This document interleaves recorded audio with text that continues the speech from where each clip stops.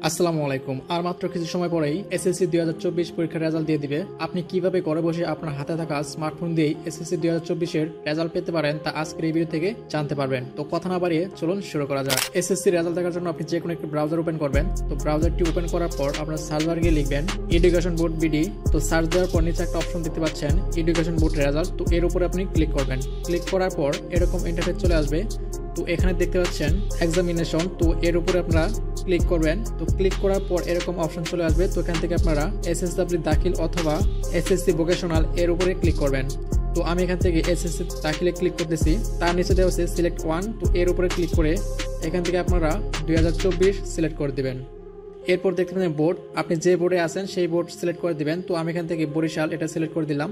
এরপর দেখতে পাচ্ছেন রোল নাম্বার, এখান থেকে আপনার যে রোল নাম্বার সেটা দিয়ে দিবেন। দেওয়ার পর দেখতে পাচ্ছেন রেজিস্ট্রেশন নাম্বার, এখানে আপনার রেজিস্ট্রেশন নাম্বার দিয়ে দিবেন। দিয়ে নিচে দেখতে পাচ্ছেন 2+8। তো আপনাদের এখানে বিভিন্ন ধরনের সংখ্যা থাকতে পারে, তো আপনারা আপনাদের সংখ্যার যোগফল দিয়ে দিবেন। তো এখানে আমার সংখ্যার যোগফল হচ্ছে 8। তো আমি এখান থেকে 8 দিয়ে দিলাম।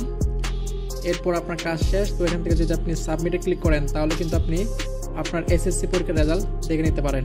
সাবমিট করার সাথে সাথে কিন্তু আপনারা আপনাদের রেজাল্ট এভাবেই দেখে নিতে পারেন। তো আপনারা এখানে দেখতে পাচ্ছেন এখানে কিন্তু মার্কশিট সহ আপনার রেজাল্ট দেখাচ্ছে। তো আপনারা চাইলে খুব সহজেই কিন্তু এভাবেই আপনাদের স্মার্টফোন দিয়ে এসএসসি 2024 এর রেজাল্ট দেখে নিতে পারেন।